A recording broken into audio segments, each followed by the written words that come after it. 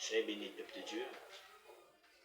Nous disons grand merci à notre grand maître Seigneur Jésus-Christ, qui est notre Seigneur et Sauveur.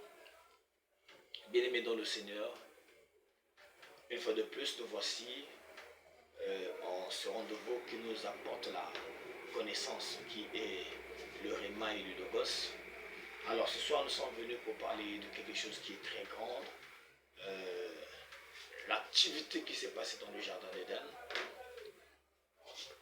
Mes frères et mes sœurs, le monde dit que c'est le péché d'Adam. Alors que lorsqu'on essaie de lire, on réalise que c'est Ève qui était partie en premier. C'est Ève qui a écouté, qui a conversé, qui a dialogué avec Satan, le diable. C'est Ève qui a posé en premier les actes. Et par la suite, l'homme est venu et qu'à la fin, nous disons le péché d'Adam. Beaucoup de personnes sont celles qui refusent ça, qui disent que c'est injuste, alors que Dieu fait toutes choses justement. Alors, il y a aussi d'autres personnes qui disent que Dieu, connaissant sa création, il devait savoir que parce qu'il voit tout, le diable était déjà là, capable de détruire Adam et sa femme qui étaient innocents dans la maturité physique. Alors, on dit que c'est quasiment injuste que Adam soit appelé pécheur, désobéissant et qu'il soit expulsé de son héritage, des lieux de délices. Alors ce soir, par la grâce de Dieu, nous allons révéler ce pourquoi on parle du péché d'Adam. Oui, on va dire que ça a été consommé, le fruit a été mangé. C'est ce fruit dont Dieu avait défendu à Adam de ne pas manger et qu'il a mangé, c'est normal qu'il ait le péché. Bien-aimé dans le Seigneur, Dieu n'est pas injuste. Il avait conçu ce fruit, pas pour le but que ça ne soit pas consommé. Bien entendu, c'était pour le but que ça soit consommé par les hommes, pas par les anges, ni par lui, Dieu. Alors pourquoi, après consommation, tôt ou tard, qu'il y ait ce problème de péché? Est-ce que parce qu'Adam avait mangé ça très tôt, c'est pourquoi Dieu avait dit que c'était un péché? Et s'il allait manger ça tard, on allait aussi dire, idem. La raison, c'est pas ça. La raison se trouve toujours dans la même Bible qui nous a révélé le péché d'Adam. Alors, par la grâce de Dieu, ensemble, nous allons décortiquer ce pourquoi le péché est sur le dos d'Adam et non sur Ève. Alors que c'est Ève qui avait conversé avec Satan le diable, qui avait posé les actes et Adam n'est venu que pour soutenir. Il est écrit dans Genèse chapitre 3, à partir du verset 7, lorsque vous écoutez la conversation, les événements qui se situent dans ce texte, vous allez convenir avec moi que après cet acte, quand Dieu est arrivé le soir, vers le soir dans le jardin, il a remarqué l'absence du couple qui avait écouté précédemment les pas de Dieu marchant dans le jardin et allé se cacher. Dieu appela Adam. Amen. La Bible dit Dieu appela Adam et lui dit où es-tu? Si je peux relire. Alors il entendit la voix de la femme, mais l'Éternel Dieu appela l'homme et lui dit. Ici, ça nous présente visible et clairement qu'il y a d'abord eu un appel. Amen. Ensuite, il y a eu la question. C'est que lorsque Dieu a appelé Adam, Adam s'était déjà annoncé. Lorsqu'il s'est annoncé, et Dieu lui a posé cette question. Amen. La question qui dit où es-tu?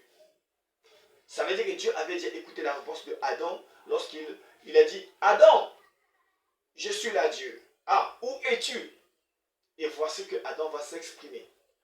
En s'exprimant, Dieu va découvrir le fondement et la raison pour laquelle Adam s'était caché. Alors Dieu, tout de suite, va se rendre compte, finalement, cet enfant n'a pas été fidèle, non plus obéissant aux lois que je lui ai données, aux inscriptions que j'ai laissées dans le jardin d'Éden.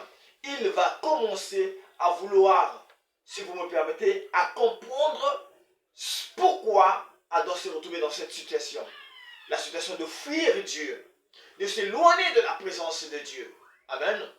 Il va donc poser la question, qui t'a appris que tu es nu? Parce que c'est la nudité d'Adam qui empêchait Adam de revenir dans la présence de Dieu ou de fuir la présence de Dieu. Amen. Et Dieu, sachant cela, va lui poser la question. Qui t'a appris que tu es nu? As-tu mangé du fruit que je t'avais défendu? Bien-aimé dans le Seigneur, au lieu que Adam s'exprime par rapport à la question, voici qu'il va donner son consentement. Ce qui constitue la première raison pour laquelle Adam est appelé pécheur. Ce n'est pas par l'obéissance. Adam est d'abord irresponsable. Il n'a pas d'abord reconnu sa faute. Je rappelle à l'église que Adam est l'homme qu'on avait mis devant la femme. Donc la femme est seconde et Adam est en premier. Lorsque la scène est arrivée, Adam devait reconnaître, oui Dieu, je suis nu parce que. Mais Adam va dire ceci, c'est la femme que tu as mise auprès de moi. Bien aimé, cela veut simplement dire que c'est Dieu qui est responsable de ce qui s'est passé dans le jardin d'Éden. Il a donc porté atteinte à la personne de Dieu. Bien aimé dans le Seigneur, même dans le physique, on n'accuse pas les supérieurs. On n'insulte pas un supérieur. On ne manque pas du respect à un supérieur. Vous allez remarquer, ça va toujours poser des frustrations. Que voulez-vous dire devant Dieu, qui est le maître de temps et des circonstances? Adam n'a pas reconnu en premier son irresponsabilité à veiller à la femme et à vivre dans la franchise. Il a dit à Dieu, la qualité de la personne que tu as emmenée auprès de moi, tu savais qu'elle avait plein de défauts. Amen. Ça, c'est la première raison qui fait à ce que Adam soit appelé pécheur. Ce n'est pas parce qu'ils avaient mangé le fruit bien-aimé dans le Seigneur. La deuxième raison qui fait à ce que Adam soit appelé pécheur se situe où?